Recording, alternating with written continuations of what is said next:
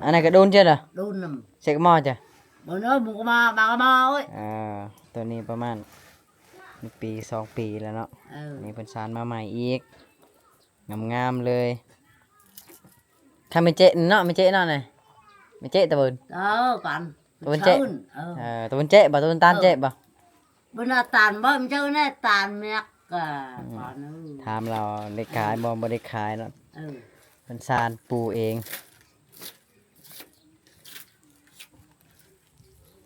อ๋อฮะแพ้ไปตาฮัมนี่ทุกคนเรากำลังตำเขาเนาะเดี๋ยว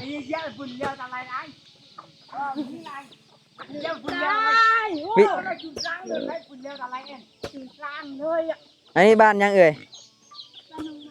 บ้านน้องมาเนาะนี่คือหมู่บ้านน้องมาเนาะพี่น้องเป็นหมู่บ้านชนบทของเมืองบัวละพาเนาะและก็วิถีชีวิตของชาวบ้านเขาเจ้ายังตำเขาเนาะแบบวิถีชีวิตวันบ้านพี่น้องเนาะชีวิตแบบดั้งเดิมอยู่เนาะเรือนซานล้านแปลนก็ตามที่พี่น้องเห็นเนาะเฮือนเป็นยังเฮือนหลังเก่าๆทุกคนตอนนี้ก็มาฮอดที่หมู่บ้านกกหมากเนาะยังเป็นเขตเมืองวิระบุรีอยู่เนาะพี่น้องเนาะตัวบรรยากาศยังฮ้อนอยู่โอ้หมู่บ้านที่อยู่ห่างไกลจากตัวเมืองวิระหลายเติบอยู่พี่น้องเอ้ยเนาะแต่ว่าหมู่บ้านเพิ่นอยู่นำกันหลายหลังคาเรือนเนาะนี่มาพี่น้องมาเบิ่งแม่ตูเพิ่นกำลังสานสาดเนาะเจ้าตามเจ้าเนี่ยบ่อาเปียร์อาเปียร์อาเปียร์ก็แปลว่าสาดที่เฮาปูนะพี่น้องเพิ่นสานเอาเองเลยนี่เนาะพี่น้องเนาะสานในใช้ตั้งง่ายจะไม่ตัดเลย lại mà muốn ngay một lăng bữa này เบิ่งมันตั้งง่ายบ่เอาแง่ในเบิ่งมันง่ายใน một ngay mà cái to bữa này một lăng โอ้สานลายมือเลยเนาะนี่ทุกคนเนาะเด้อไม่ต้องซื้อศาสตร์จากตลาดเลยแบบนี้คักกว่าเนาะทนทานดี đang ăn cả đang ăn cả đang กันเราลวงทงไปในกล้ามบ่ làm mà อ๋อตา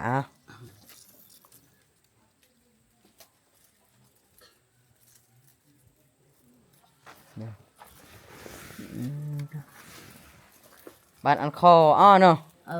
บาดมันแห้งก็จะเป็นประมาณนี้ด้วยนะแบบนี้เนาะก็ซื้อเดี๋ยวก่อนนู่นอันไหนก็โดนเจ้าเหรอ โดนนำ เช็คหม้อจ้ะ บ่เนาะหมูก็มาบางก็มาเอ้ย ตัวนี้ประมาณปี2 ปีแล้วเนาะนี่เป็นสารมาใหม่อีกงามๆเลยถ้าไม่เจ๊เนาะไม่เจ๊เนาะnàyไม่เจ๊ตะเบิน ก่อน ตะเบินเจ๊ตะเบินเจ๊บ่ตะเบินตานเจ๊บ่ บ่น่าตานบ่มันเจ้าแน่ตานแมกก่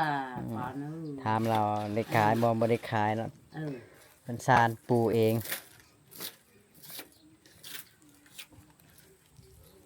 อ๋อฮะแพ้ไปตาฮัมđang ăn cả đang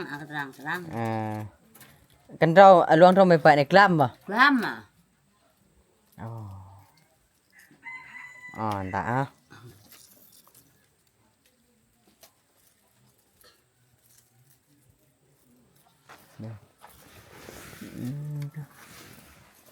บาดอันคอเนาะบาดมันแห้งก็จะเป็นประมาณนี้ด้วยนะแบบนี้เนาะก็ซื้อเดี๋ยวก่อนนู่นอันไหนก็โดนเจ้าเหรอ โดนนำ เช็คหม้อจ้ะ บ่เนาะหมูก็มาบางก็มาเอ้ย ตัวนี้ประมาณปี2 ปีแล้วเนาะนี่เป็นสารมาใหม่อีกงามๆเลยถ้าไม่เจ๊เนาะไม่เจ๊เนาะnàyไม่เจ๊ตะเบิน ก่อน ตะเบินเจ๊ตะเบินเจ๊บ่ตะเบินตานเจ๊บ่ บ่น่าตานบ่มันเจ้าแน่ตานแมกก่อน ถามเราได้ขายบ่ได้ขายเนาะเป็นสารปูเอง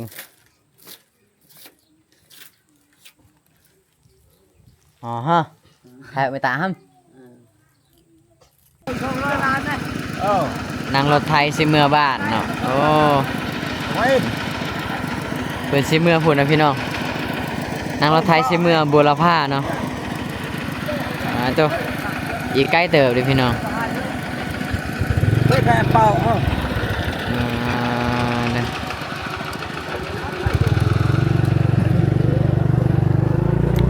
มาเบิ่งพี่น้องเพื่อนซานของเพิ่นเนาะป้าเด้อเบิ่ง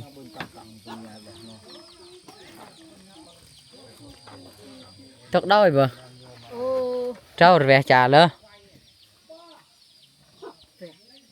จังแหวะ ป้าแว่นเจ้าไม่จะเบิ่นจ้า บ่แหวะจ้ะ แว่นเลยตกไอ้đôiบ่ chế nạ nhà đồng này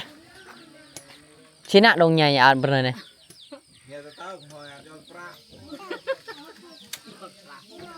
vâng ให้ถือว่าหน้าถือว่าหน้าแน่ก่อนเธอ อยู่นำกัน7 คนเนาะพี่น้องเฮือนหลังนี้นี่คือเขตเมืองบัวละพาแขวงขมวนป่าเต้ออยู่ได้ยังไง7-8 คนเนาะ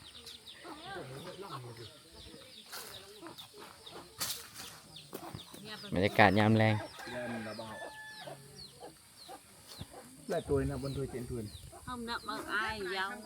นี่บรรยากาศยามแรงอากาศร้อนพากันนั่งลินเนาะโอ้ตั้งวงเหล่า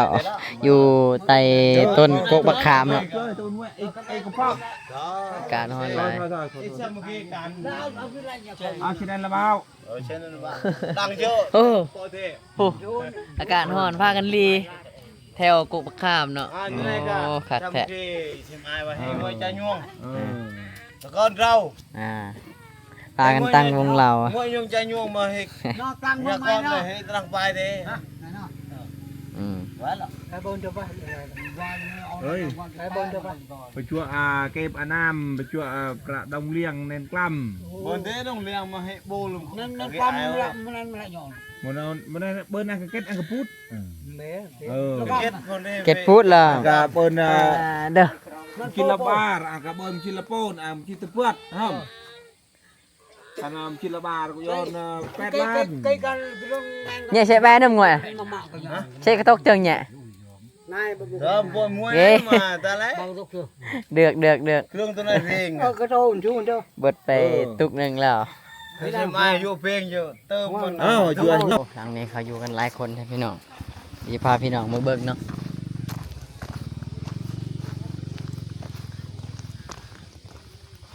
bản xuân bạc chuỗi nhiều bơn bạ thiạ chạy bò nào bơn bạ thiạ chạy lồ bạ cột lồ bạ đồng liang mà tuần bơn mà tuần bơn nó bơn từng nhà rồi nhẹ là chị cho tan đâu này ăn lưỡi xong mà lưỡi trắng gặp phải xôm tầm bạ bạ thiạ bản xuân đó khăn bơn chạy lồ giờ trong peng lồ mà lại bỏ một đồng là ha mà đòn kì ăn cả 7-8 bơn là nương bơn là tạm cái đó tạm ăn cả còi ăn cả bơn còi mà tìm bọ nữa cả hai góp cho còi đây còiบ่átบ่át mày ở đây nè trời nào chị ơi kì ơi lẹ lờ nãy lựa nè nè thiệp nè mà con bông nè chúc con ban bông này bà nè mà con bông cái ăn cái cô kìa chấm bò kìaอะไรช่างยี่ตัวตระชับหนุนไรเนาะ สบายดีทุกคนตอนนี้บ่าวละเอกอยู่ที่ชนบทของเมืองบัวละพาเนาะทุกคนเนาะเดี๋ยวจะพาทุกคนมาเบิ่งแล้วก็มาชมบรรยากาศวิถีชีวิตของชาวบ้านเนาะแถวนี้ก็ยังใช้ชีวิตชาวบ้านแบบดั้งเดิมอยู่เนาะเขาเจ้าก็มีการตำข้าวเนาะอันนี้คือบรรยากาศยามแลงทุกคน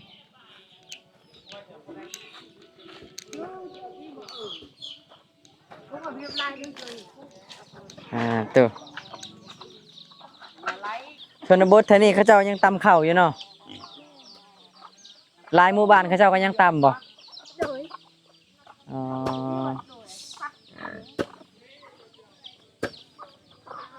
นี่ทุกคนเรากำลังตำข้าวเนาะ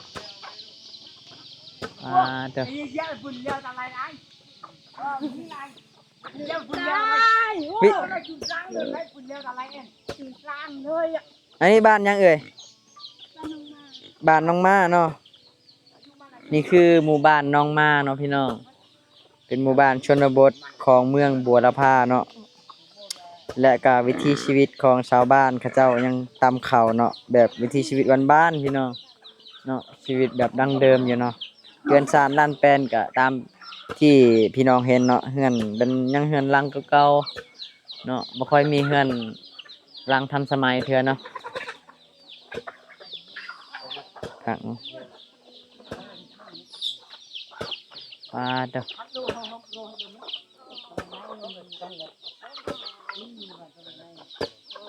ตามได้จักชั่วโมงเลยนี่ตามตั้งแต่1 โมงแล้วโอ้ Oh, tak ada ni mau lah nak ada. Oh, lah ada. อ่าอันนี้แม่นหมู่จะเบิดบ่หมู่ของคนไทยบ้านนี่เอาหมู่ก็มีแต่ตัวใหญ่เนาะทุกคนเนาะอ่าขอบใจเด้อจ้ะทุกคนคักหลายเนาะ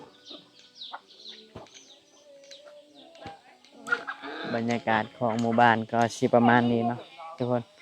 ยามมื้อแลงกันยังมีการตำข้าวคือจังชนบทของเมือง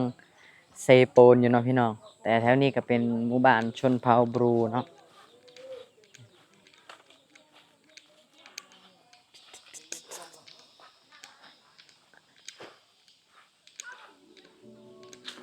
ปาเด้อ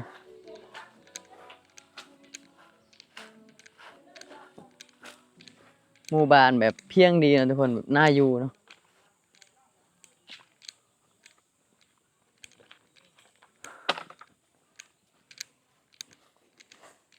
เป็นครั้งแรกของบ่าวลาเอกเนาะที่ได้มาเขตนี้พี่น้องเนาะแคมป์บ้านเนาะหรือว่าเขตบ้านของเพิ่นก็สิมีแต่ภูเขาเนาะทุกคนเด้อเบิ่งเนาะหินน้ำเนาะหรือว่าผาตั้งเนาะเห็นบ่เดี๋ยวมาเบิ่งไอเวียดเพิ่นกำลังขายอันพวกใส่คอให้ไทบ้านเพิ่นเนาะว่าสิมีคนซื้อบ่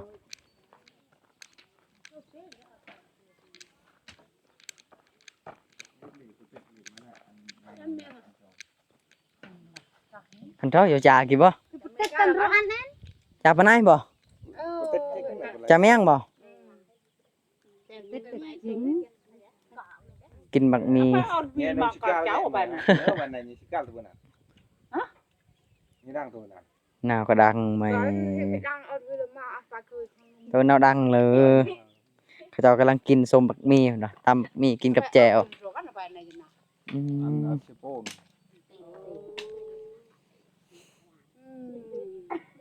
Nhà tôi rượu nắng. Rô nó đang, lia nó đang, vườn nó đang. Đang một. Oh, kau cepon, nó lok ro lok liao.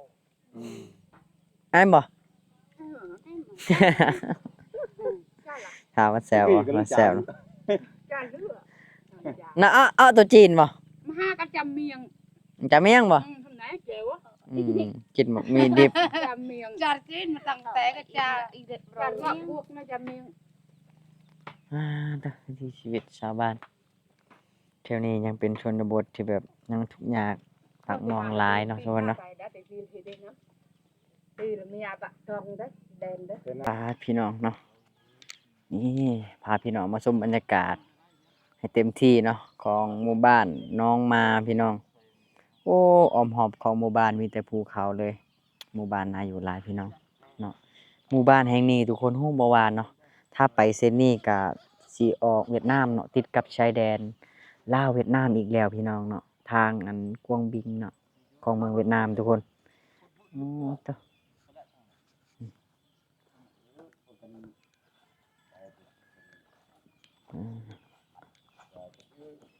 คนในปักเรือ